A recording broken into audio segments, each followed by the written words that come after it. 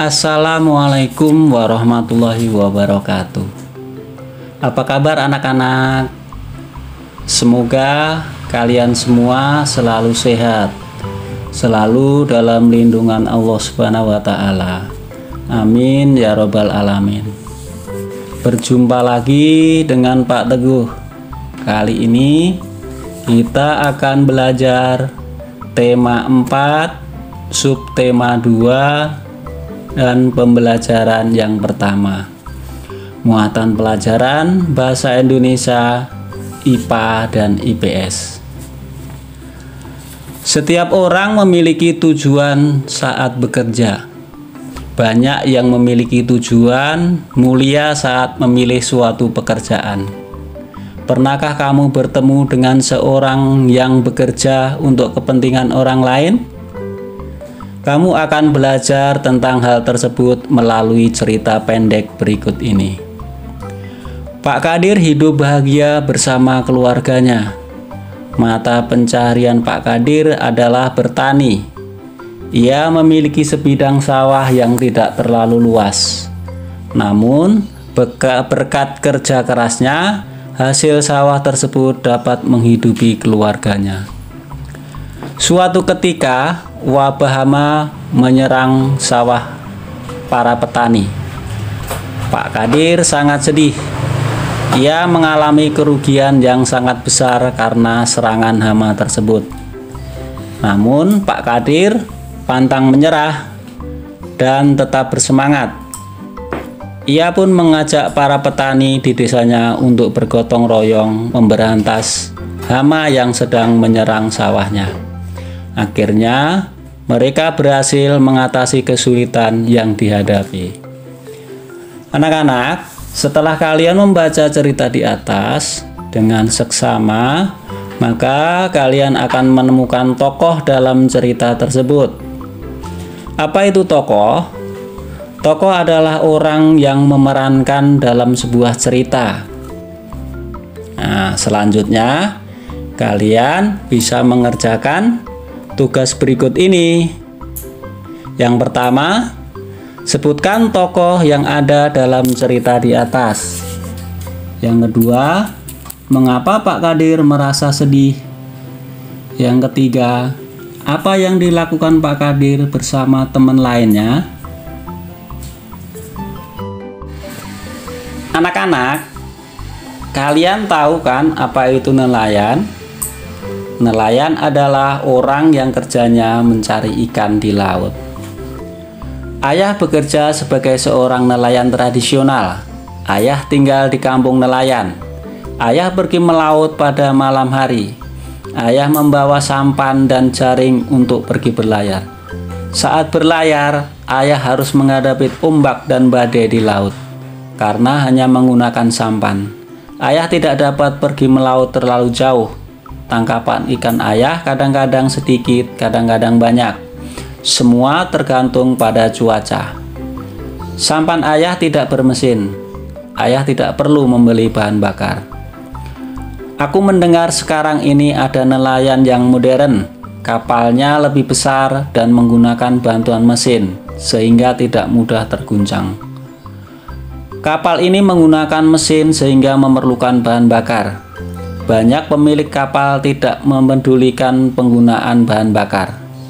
Ada yang boros sehingga mencemari lingkungan perairan. Mereka bisa berlayar ke laut lepas sehingga tangkapan ikannya banyak. Alat penangkap ikan mereka berupa jaring dan radar yang bisa mendeteksi kumpulan ikan, bahkan ada yang menggunakan bom.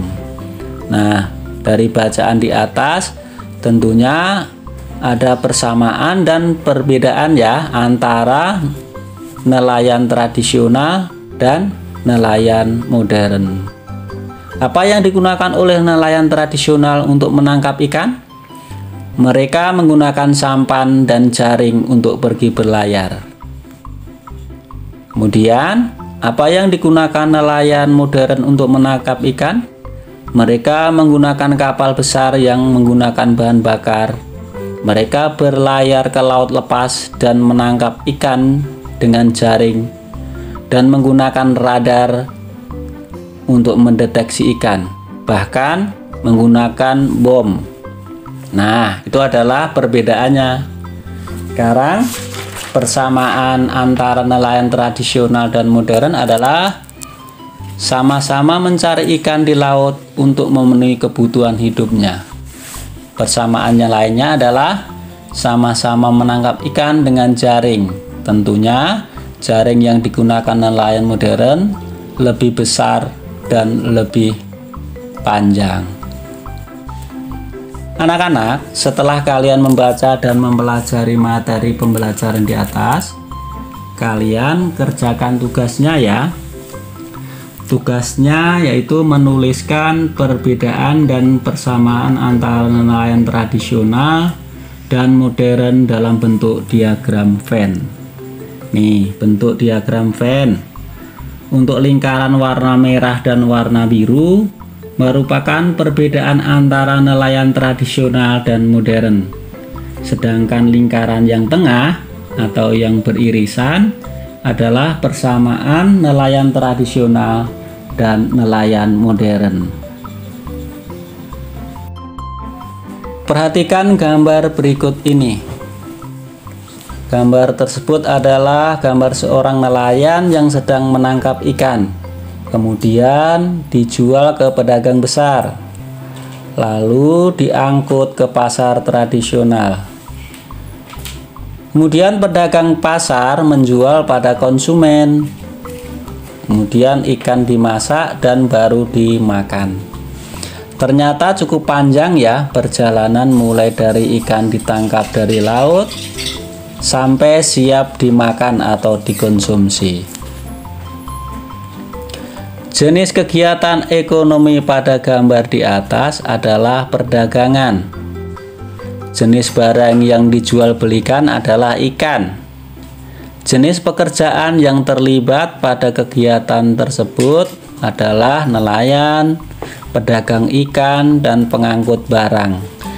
Hasil dari setiap pekerjaan, nelayan menghasilkan ikan atau barang, pedagang ikan memperoleh untung dari penjualan ikan atau barang, tukang angkut barang mendapat upah pengangkutan berupa jasa, penjual ikan memperoleh keuntungan dari hasil penjualan barang. Nah, anak-anak, ternyata ada dua macam jenis pekerjaan, yaitu pekerjaan yang menghasilkan jasa dan pekerjaan yang menghasilkan barang. Pekerjaan yang menghasilkan jasa adalah suatu pekerjaan yang pelayanannya bisa dinikmati oleh orang lain. Pekerjaan ini tidak menghasilkan barang, misalnya guru, petugas kebersihan, dokter, tukang cukur, polisi, sopir, dan sebagainya. Pekerjaan yang menghasilkan barang adalah pekerjaan yang menghasilkan sesuatu barang yang bisa digunakan oleh orang lain, misalnya pembuat makanan, petani, nelayan, peternak, pengrajin, dan sebagainya. Nah, anak-anak, setelah kalian membaca materi pembelajaran di atas, kalian mengerjakan tugasnya ya.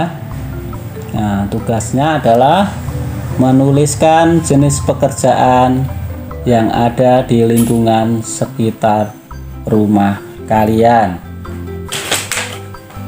Nah, selamat mengerjakan. Jangan lupa ya, tetap menjaga kesehatan dan mematuhi protokol kesehatan ya. Sampai jumpa pada pembelajaran selanjutnya.